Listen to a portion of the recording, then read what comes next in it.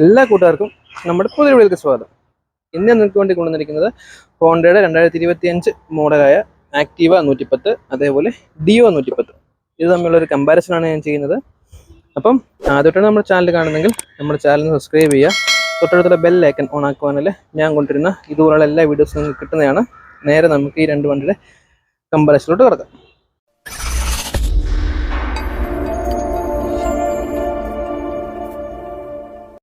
ആദ്യം തന്നെ നിങ്ങൾ പുതിയൊരു വാഹനം എടുക്കാൻ ആഗ്രഹിക്കുന്ന ഒരാളാണെങ്കിൽ ഒരു കിടിലൻ ഓഫറായിട്ട് ഹോണ്ട വന്നിട്ടുണ്ട്. അതെന്താണെന്ന് ജസ്റ്റ് ഒന്ന് പറയാം.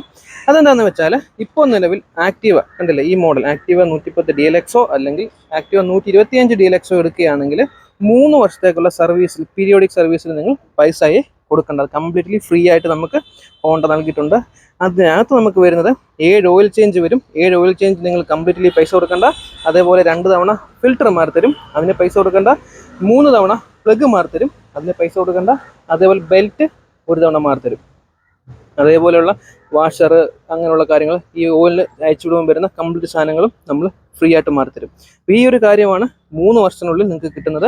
അപ്പം 5500 to 7000 രൂപ വരെ ബെനിഫിറ്റ് വരുന്ന സംഭവങ്ങളാണ് ഹോണ്ട നമുക്ക് തരുന്നത്. അപ്പം ഏതെങ്കിലും വണ്ടി വാങ്ങിക്കാൻ താല്പര്യമുള്ളവർ, ഇങ്ങനെ എടുക്കാൻ നിൽക്കുന്നവർ, നേരെ ഇപ്പോൾ തന്നെ ഞാൻ എത്തുന്ന നമ്പറിൽ കോൺടാക്ട് ചെയ്ത് ഹോണ്ടയുടെ ഈ 2 വാഹനങ്ങൾ എടുക്കുവാണെങ്കിൽ 3 വർഷത്തേക്കുള്ള സർവീസ് ഫ്രീ ആയിട്ട് നിങ്ങൾക്ക് കിട്ടുന്നു. ഇനി ഇത് തമ്മിലുള്ള കമ്പാരിസൺ നോക്കിക്കഴിഞ്ഞാൽ 110 cc കാറ്റഗറിപ്പെടുന്ന വാഹനങ്ങളാണ് 2 വണ്ടിയും. അതേപോലെ ഇന്ത്യയിൽ ഏറ്റവും കൂടുതലധികം വിൽക്കപ്പെടുന്ന ഒരു വാഹനമാണ് ആക്റ്റീവ എന്ന് പറയുന്നത്. അതേപോലെ ഡിയോ എന്ന് പറയുന്നത് ഏറ്റവും കൂടുതൽ യൂത്ത് ആയിട്ടുള്ള ആൾക്കാർ ഇഷ്ടപ്പെടുന്ന ഒരു അടിപൊളി വാഹനം കൂടാണ്. 110 cc കാറ്റഗറിപ്പെടുന്ന ഹോണ്ടയുടെ 2 വാഹനങ്ങൾ.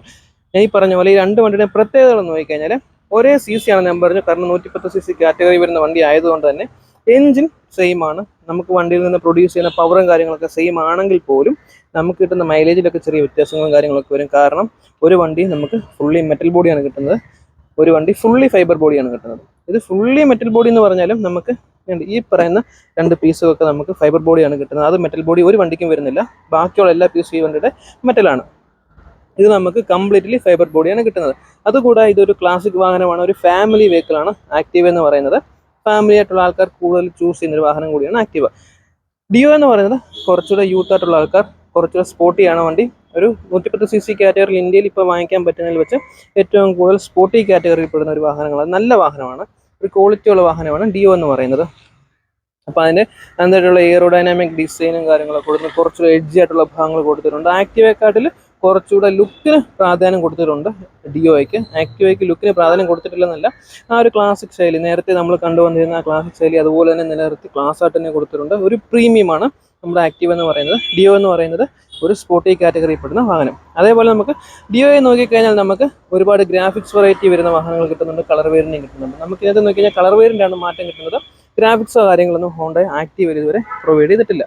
അപ്പോൾ അതാണ് മെയിനായിട്ടൊരു പ്രത്യേകത. നേരത്തെ ഉണ്ടായിരുന്ന 2024 വണ്ടിയിൽ നിന്ന് 25 വണ്ടി വന്നപ്പോൾ 2 വണ്ടിക്കും അലോയ് വീലും കാര്യങ്ങളൊക്കെ കൊണ്ടുവന്ന് നേരത്തെ നമുക്ക് സാധാ വീൽ റിമും കാര്യങ്ങളൊക്കെയാണ് കിട്ടുന്നത്. 2 വണ്ടിക്കും ഫ്രണ്ടിൽ അലോയ് വീലാണ് കൊടുത്തിരിക്കുന്നത്. ടെലിസ്കോപ്പിക് സസ്പെൻഷനാണ് 2 വണ്ടിക്കും കിട്ടുന്നത്. നമുക്ക് നോക്കിക്കഴിഞ്ഞാൽ ഷോക്കിൻ്റെ പൈപ്പിൻ്റെ കളർ 2 വണ്ടിക്കും വ്യത്യാസം ഉണ്ടായിരുന്നു. ഒന്ന് സിൽവർ ആണെങ്കിൽ ഒന്ന് ബ്ലാക്ക് ആണ് വരുന്നത്. അലോയ് സെയിം തന്നെയാണ്, 12 ഇഞ്ച് അലോയ് ആണ് 2 വണ്ടിക്കും കൊടുത്തിരിക്കുന്നത്. അതിൽ 90-90 12 ടയറാണ് 2 വണ്ടിക്കും കൊടുത്തിരിക്കുന്നത്. കോമ്പി ബ്രേക്ക് സിസ്റ്റമാണ് 2 വണ്ടിക്കും കൊടുത്തത്. ഡിസ്ക് ബ്രേക്ക് നിലവിൽ 2025 നമുക്ക് വരുന്നില്ല. ലൈറ്റ് നോക്കിക്കഴിഞ്ഞാൽ LED ലൈറ്റാണ് ഫ്രണ്ടിലായിട്ട് വരുന്നത്. 2 വണ്ടിക്കും ആ രീതിയിലാണ് കൊടുത്തിരിക്കുന്നത്, ഈ കാണുന്നത് പോലെ. പിന്നെ നമുക്കൊന്ന് കവർ ഹാൻഡിലാണ് ലൈറ്റ് വരുന്നതെങ്കിൽ ഒരെണ്ണം വരുന്നത് ഇതിൻ്റെ ബോഡി സെൻട്രൽ കവറിലാണ്. കണ്ടല്ലേ, ഇതൊരു കുറച്ചുകൂടി അഗ്രസീവായിട്ടുള്ള ഡിസൈനാണ് കൊടുത്തിരിക്കുന്നത്.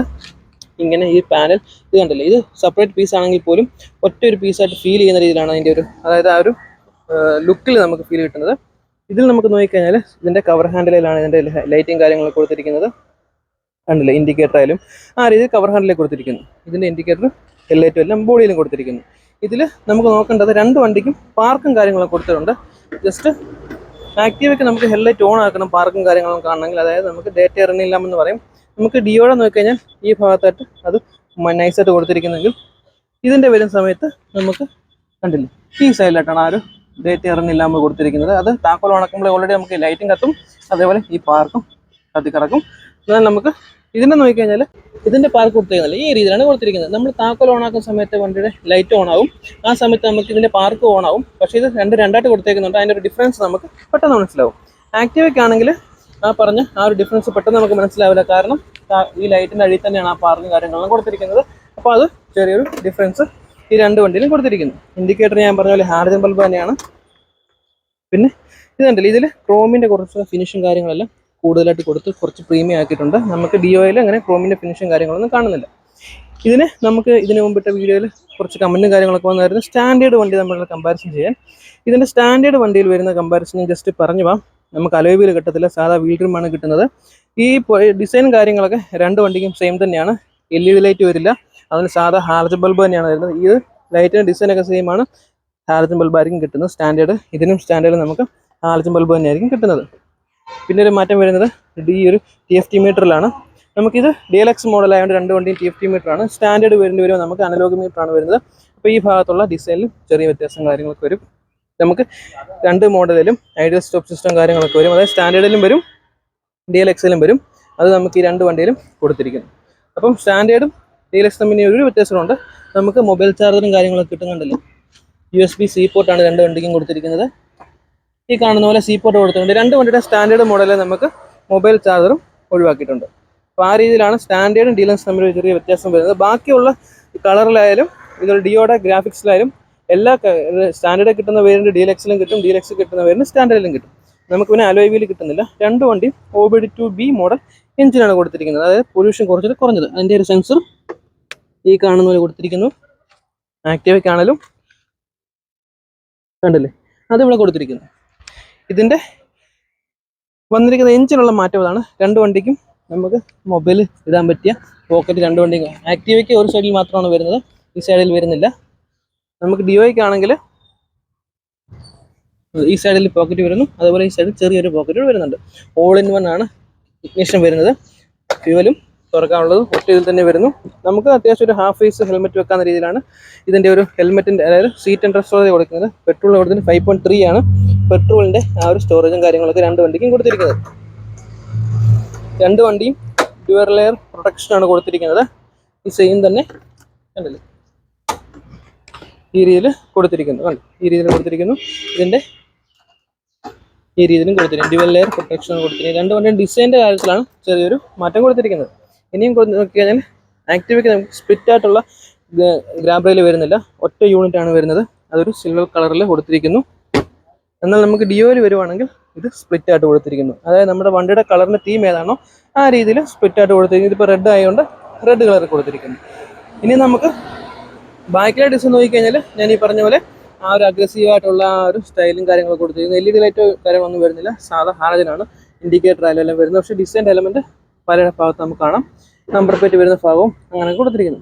ബാക്കിലെ വീലും രണ്ട് വണ്ടിക്കും സെയിം ആണ്. 10 ഇഞ്ചിൻ്റെ അലോയ് വീലാണ് കൊടുത്തിരിക്കുന്നത്. ആക്റ്റീവയുടെ ബാക്ക് ആണെങ്കിൽ നമുക്ക് കുറച്ചുകൂടെ കണ്ടല്ലേ ഒരു ക്ലാസ് രീതിയിൽ കൊടുത്തിരിക്കുന്നു. ഒറ്റ യൂണിറ്റായിട്ടാണ് കൊടുത്തിരിക്കുന്നത്.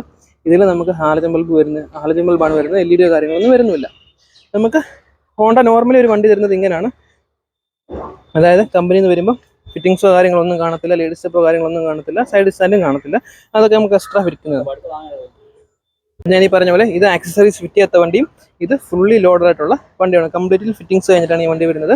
അപ്പോൾ ഇതുപോലുള്ള ഫിറ്റിങ്സ്, അതായത് ഫിറ്റിങ്സിൻ്റെ സ്റ്റൈലിൽ വ്യത്യാസം ഉണ്ടെങ്കിലും നമുക്ക് ഈ സെയിം ഫിറ്റിങ്സ് ആണ് നമുക്ക് ഡിയോയ്ക്കും വരുന്നത്. അതായത് ഫുള്ള് ഗാർഡ് വരും, അതേപോലെ സീറ്റ് ഓവർ മാറ്റ് ഗ്രിപ്പ്, അതുപോലെ ബാക്കിലെ ലേഡി സ്റ്റെപ്പ്, അതുകൂടാതെ സൈഡ് സ്റ്റാൻഡ് നമുക്ക് ഈ രീതിയിൽ വണ്ടിയിൽ വെച്ചിട്ടുണ്ട്. അതുകൊണ്ട് ഇവിടെ വണ്ടിയിൽ വെച്ചിട്ടില്ല. ഈ രീതിയിലാണ് ഹോണ്ട തരുന്നത്. പിന്നീട് രണ്ടാമതാണ് നമ്മൾ 110cc കാറ്റഗറിയിൽ നമുക്ക് സൈഡ് സ്റ്റാൻഡ് വരുന്നത്. സൈഡ് സ്റ്റാൻഡിൽ ഇൻബിൽറ്റ് സെൻസറും കാര്യങ്ങളൊക്കെ ഉള്ളതാണ്. അതുകൊണ്ട് സേഫ്റ്റിയുടെ കാര്യത്തിലൊക്കെ കുറച്ചുകൂടെ ഇമ്പോർട്ടൻസ് കൊടുക്കുന്നു. കിക്കർ വരുന്നുണ്ട് രണ്ട് വണ്ടിക്കും. പിന്നെ നമുക്ക് ESP ടെക്നോളജി യൂസ് ചെയ്യുന്നുണ്ട്. എൻഹാൻസ്ഡ് സ്മാർട്ട് പവർ എന്നാണ് പറയുന്നത്. ആ ഒരു ടെക്നോളജി രണ്ട് വണ്ടിയിലും യൂസ് ചെയ്യുന്നുണ്ട്. അതായത് സൈലൻസ് സ്റ്റാർട്ട് പോലുള്ള നൂതനമായിട്ടുള്ള ടെക്നോളജികൾ രണ്ട് വണ്ടിയിലും ഹോണ്ട പ്രൊവൈഡ് ചെയ്തിട്ടുണ്ട്. അതുകൂടാതെ ബാക്കിലായിട്ട് നമുക്ക് രണ്ട് വണ്ടിക്കും ഡ്രം ബ്രേക്കുകളാണ് കിട്ടുന്നത്. ബാക്കിൽ നമുക്ക് ഡിസ്ക് ബ്രേക്ക് കിട്ടുന്നില്ല.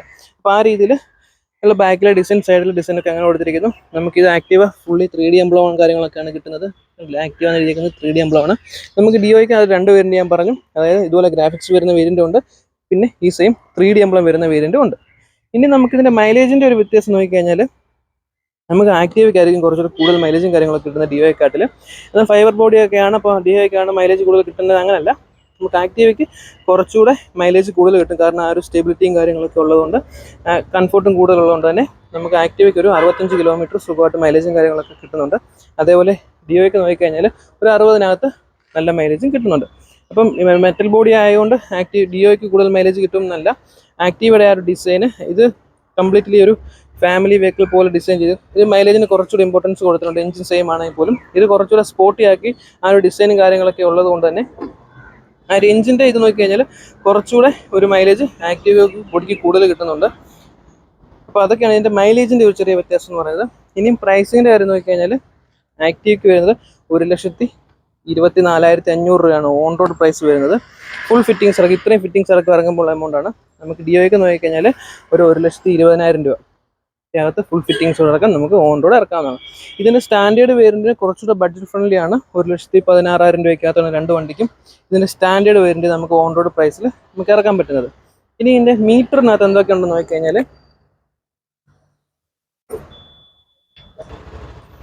മീറ്റർ നോക്കിക്കഴിഞ്ഞാൽ രണ്ട് വണ്ടിയുടെയും TFT മീറ്റർ തന്നെയാണ് ഈ കാണുന്ന പോലെ ഒരേപോലുള്ള ഫംഗ്ഷനാണ് രണ്ട് വണ്ടിയും കൊടുത്തിരിക്കുന്നത്. ഇതിൻ്റെ ടോപ്പ് മോഡലായ സ്മാർട്ട് വേരിയൻറ്റിലാണ് നമുക്ക് ബ്ലൂടൂത്ത് കണക്ടിവിറ്റി കിട്ടുന്നത്. അപ്പോൾ നോർമലായിട്ടുള്ള DLX മോഡലിലും രണ്ട് വണ്ടിയുടെയും ബ്ലൂടൂത്ത് കണക്ടിവിറ്റിയോ കാര്യങ്ങളൊന്നും കിട്ടുന്നില്ല. ഇതിൻ്റെ സ്മാർട്ട് വേരിയൻറ്റിലാണ് നമുക്ക് ബ്ലൂടൂത്ത് കണക്ടിവിറ്റിയും കാര്യങ്ങളൊക്കെ കിട്ടുന്നത്. ഇതിൽ നമുക്ക് എന്തൊക്കെയുണ്ടെന്ന് ചോദിച്ചു കഴിഞ്ഞാൽ ഇതിൽ നമുക്ക് ഈ കൊച്ചു കോളം കണ്ടല്ലേ, ഇതിൽ നമുക്ക് നോക്കാം. ഇതിൽ ട്രിപ്പ് A കൊടുത്തിട്ടുണ്ട്, ട്രിപ്പ് B കൊടുത്തിട്ടുണ്ട്, ടോട്ടൽ കിലോമീറ്റർ കൊടുത്തിട്ടുണ്ട്. അതേപോലെ നമുക്ക് ഇതിനകത്ത് കുറച്ച് കാര്യങ്ങൾ ആഡ് ചെയ്യാൻ പറ്റും. ഡിസ്പ്ലേക്കകത്ത് കയറി ഫേവറേറ്റ് ഇൻഫർമേഷൻ എന്നൊരു ഓപ്ഷൻ ഉണ്ട്. അതിൽ കയറി കഴിഞ്ഞാൽ total kilometre, instant mileage, trip എക്ക് കിട്ടുന്ന മൈലേജ്, ട്രിപ്പ് എക്ക് കിട്ടുന്ന ആവറേജ് മൈലേജ്, അത് ട്രിപ്പ് B, ഈ ഞാൻ ഈ പറഞ്ഞ പോലെ ട്രിപ്പ് B കിട്ടുന്ന ലൈവ് മൈലേജും ആവറേജ് സ്പീഡ്, അങ്ങനെയുള്ള കാര്യങ്ങളെല്ലാം സെറ്റ് ചെയ്യാം. ആ സെയിം ഇത്രയും കാര്യങ്ങളെല്ലാം നമുക്ക് ഈ ഒരു മീറ്ററിനകത്തും സെറ്റ് ചെയ്യാവുന്നതാണ്. പിന്നെ നമുക്ക് ഡേറ്റും സമയം കലണ്ടറും കാര്യങ്ങളൊക്കെ കൊടുത്തിട്ടുണ്ട്, അതും നമുക്ക് ഈ മീറ്ററിൽ കിട്ടുന്നുണ്ട്. നമുക്കിതിൻ്റെ സ്മാർട്ട് വേരിയൻറ്റിൽ മാത്രമാണ് ബ്ലൂടൂത്ത് കണക്ടിവിറ്റി കിട്ടുന്നത്. ഇനിയും ഇതിൻ്റെ മീറ്ററിൻ്റെ കാര്യം ഇങ്ങനെയാണ്. അതേപോലെ നമുക്ക് മൊബൈൽ ചാർജർ ഉണ്ടെന്ന് ഞാൻ നേരത്തെ പറഞ്ഞു. ഇനി സ്വിച്ചസ് നോക്കിക്കഴിഞ്ഞാൽ ഡിമ്മും ബ്രൈറ്റ്, ഫാസ്റ്റ് ലൈറ്റ് വരുന്നുണ്ട്. ഈ മീറ്റർ കൺട്രോൾ ചെയ്യുന്ന സ്വിച്ച് ജോയിസ്റ്റിക്കാണ് വരുന്നത്. റൈറ്റ്, ലെഫ്റ്റ്, അപ്പ്, ഡൗൺ എന്ന രീതിയിലാണ് ഈ സ്വിച്ച് വർക്ക് ചെയ്യുന്നത്. ഇൻഡിക്കേറ്റർ ഇത് നമുക്കിപ്പോൾ ഇന്നത്തിൽ ഇൻബിൽറ്റ് സെൻസർ ബസർ വരുന്നില്ല. നോർമലായിട്ടുള്ള വണ്ടിയാണെങ്കിൽ നമുക്ക് ഇൻഡിക്കേറ്റർ ഇടുന്ന സമയത്ത് കണ്ടില്ലേ സൗണ്ടോ കാര്യങ്ങളൊന്നുമില്ല. എന്നാൽ നമുക്കിത് ഫിറ്റിങ്സ് ചെയ്ത് കഴിഞ്ഞ വണ്ടി ആയതുകൊണ്ട് ഇതിൽ നമുക്ക് ബസറും കാര്യങ്ങളെല്ലാം ഇൻക്ലൂഡ് എക്സ്ട്രാ ആയിട്ട് വെച്ചിട്ടുണ്ട്. പിന്നെ ഈ സൈഡിൽ നമുക്ക് ഫോണിൻ്റെ സ്വിച്ച് നമുക്കിവിടെ വരുന്നത് സെൽഫ് വിത്ത് ഐഡിയൽ സ്റ്റോപ്പ് സിസ്റ്റത്തിൻ്റെ സ്വിച്ചാണ് വരുന്നത്. ഈ ഐഡിയൽ സ്റ്റോപ്പ് സിസ്റ്റം എന്ന് പറയുന്നത് കുറച്ചൊരു അഡ്വാൻസ്ഡ് ആണ്. അതായത് നമ്മൾ ഒരു 30 കിലോമീറ്റർ താഴെ നമ്മൾ ആക്സിലേറ്റർ ഫുള്ള് ക്ലോസ് ചെയ്തിട്ട് നിൽക്കുവാണെങ്കിൽ, അത് വണ്ടി ചെറിയൊരു മൂവ്മെൻറ്റ് ഉണ്ടെങ്കിൽ ഓട്ടോമാറ്റിക് ഇതിൻ്റെ എഞ്ചിൻ കട്ട് ഓഫ് ആവും. പിന്നീട് നമുക്ക് ഈ ജസ്റ്റ് ആക്സിലേറ്റർ കൊടുത്ത് വണ്ടി സ്റ്റാർട്ട് ചെയ്തുകൊണ്ട് പോകാൻ പറ്റുന്നതാണ്. ആ രീതിയിലാണ് രണ്ട് വണ്ടിയുടെ ടെക്നോളജിയും കാര്യങ്ങളെല്ലാം കൊടുത്തിരിക്കുന്നത്. അപ്പോൾ ഇതൊക്കെയാണ് ഇതിൻ്റെ ഒരു ഡീറ്റെയിൽ ആയിട്ടുള്ളൊരു കമ്പാരിസൺ ഒക്കെ പറഞ്ഞാൽ. അപ്പോൾ ഞാൻ ഈ പറഞ്ഞ പോലെ നിങ്ങൾക്ക് ആക്റ്റീവ് ആണെങ്കിൽ നോക്കുന്നതെങ്കിൽ ഞാൻ ഈ പറഞ്ഞ ഓഫറും കാര്യങ്ങളൊക്കെ നിലവിലുണ്ട്. 7,000 രൂപ വരെയുള്ള ബെനിഫിറ്റും കാര്യങ്ങളെല്ലാം നിങ്ങൾക്ക് കിട്ടും. ഫ്രീ ആയിട്ടുള്ള 3 വർഷത്തെ കംപ്ലീറ്റ്ലി ടെൻഷൻ ഫ്രീ ആയിട്ടുള്ള ഒരു ഇതാണ്. പിന്നെ അതുകൂടാതെ നമുക്ക് 10 വർഷ വാറണ്ടി ഹോണ്ടയുടെ എല്ലാ വണ്ടിക്കും നമുക്ക് എടുക്കാൻ പറ്റും. അതും നമുക്ക് ഹോണ്ടയുടെ ഷോറൂമിൽ ചെന്ന് അതിൻ്റെ ഡീറ്റെയിൽസ് കൂടുതലായിട്ട് അറിയാൻ പറ്റും. അപ്പോൾ അതിൽ അറിയാൻ വേണ്ടി ഒരു എക്സിക്യൂട്ടീവ് നമ്പർ താഴെ കൊടുക്കുന്നുണ്ട്. ഈ വണ്ടികളെ പറ്റിയുള്ള കൂടുതൽ വിവരങ്ങളൊക്കെ അറിയാൻ ഞാൻ തരുന്ന നമ്പറിൽ കോൺടാക്ട് ചെയ്യാവുന്നതാണ്. അപ്പോൾ ഇതൊക്കെയാണ് ഇതിൻ്റെ ഒരു ഡീറ്റെയിൽ ആയിട്ടൊരു കമ്പാരിസൺ ഒക്കെ പറഞ്ഞാൽ. അപ്പോൾ വീഡിയോ ഇഷ്ടപ്പെട്ടാൽ തീർച്ചയായിട്ടും നിങ്ങൾ ലൈക്ക് ചെയ്യുക, ഷെയർ ചെയ്യുക. നിങ്ങൾ ഈ വണ്ടിയെ പറ്റിയുള്ള അഭിപ്രായം കാര്യങ്ങളെല്ലാം ഈ വീഡിയോയുടെ താഴെ കമൻറ്റ് ചെയ്യുക. ഇനി അടുത്തൊരു വീഡിയോ കാണുന്നതിനും വരെ ബൈ.